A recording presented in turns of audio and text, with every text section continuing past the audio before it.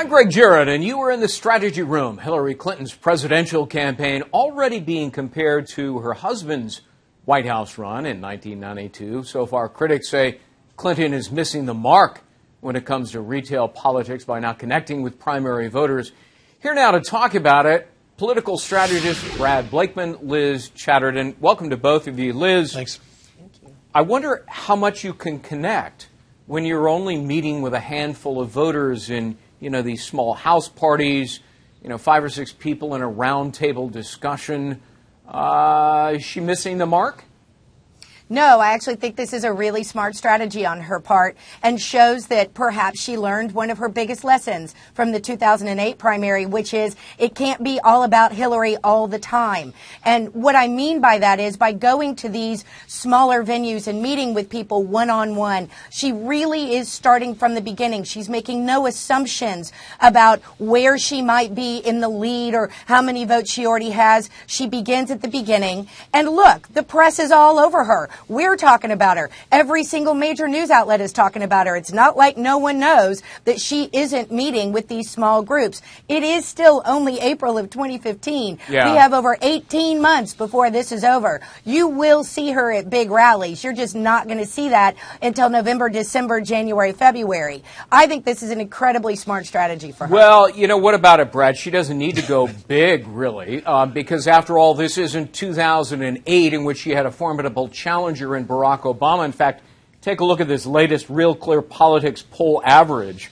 I mean, my goodness. Hillary Clinton 62%, Liz Warren 12%, Joe Biden 10%, Bernie Sanders 4%, Jim Webb and Martin O'Malley are a blip.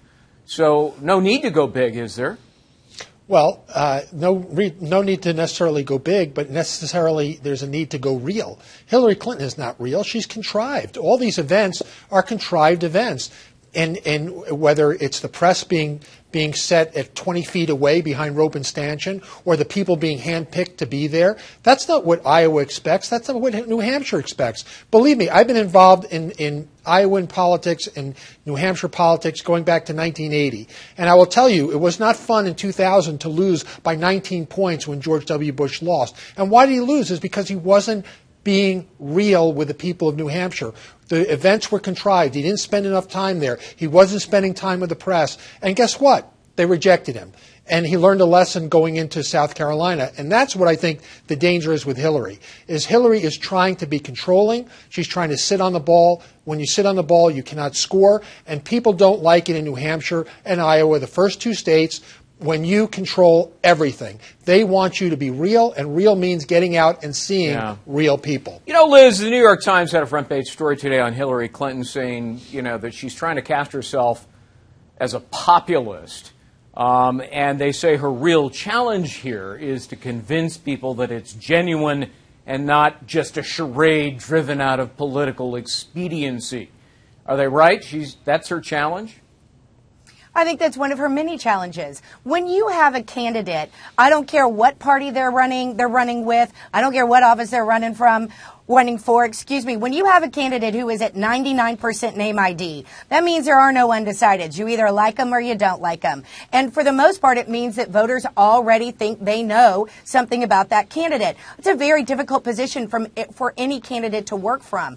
I think what she is doing with this small strategy is not trying to walk in and own every room. I think she is going in and taking it more in a retail style. As her campaign rolls out, I do think you're going to see her in Iowa, in New Hampshire, out on the street, meeting voters one by one, doing what is expected in those 2 states, no question. And that is a huge lesson she, too, learned from Iowa in 2008. She wasn't there enough. She wasn't connecting with voters enough in Iowa. I don't think you're going to see her repeat that mistake. I think you're going to see her doing more and more and more of this one-on-one. Brad, she has been out of domestic policy issues for the better part of 7 years.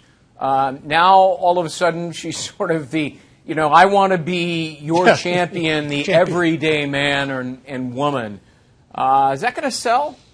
No, it's not going to sell. She's pretending to be somebody she's not. She's the 1% poster child, if you will, and now she's trying to attack the 1% Look, the people she's demonizing are not going to get her to the White House. The very people she's been patronizing, whether it's through her foundation or her $250,000 speaking engagements, she makes more than any CEO made in America per hour. That's a fact. And if she wants to try and paint herself as something that she's not, as Liz pointed out, everybody knows the Clintons. We've known them for 30 years. We know them for what they are. And that's exactly the reason I think she's ultimately not going to be the nominee and not going to be the president. We know too much. Not going to be the nominee. Well, then who would, Brad? No. Well, like 2007 and 8, Barack Obama came out of nowhere. A community organizer invested her in a contested primary. I think that's going to happen again. It's only a matter of time. And people are sitting. It could be O'Malley. There are a whole host of Democrats that love Hillary being beaten up now. They love the book coming out, and they want to soften her up enough to enter the race. I believe it's going to happen. Well, maybe Liz Warren. There's some suggestion that's her biggest fear, is a campaign by Liz Warren. All right, Brad and Liz, good to see you both. Thanks for being here. Thank you. Check out foxnews.com for more on this 2016 race. I'm Greg Jarrett. Thanks for watching.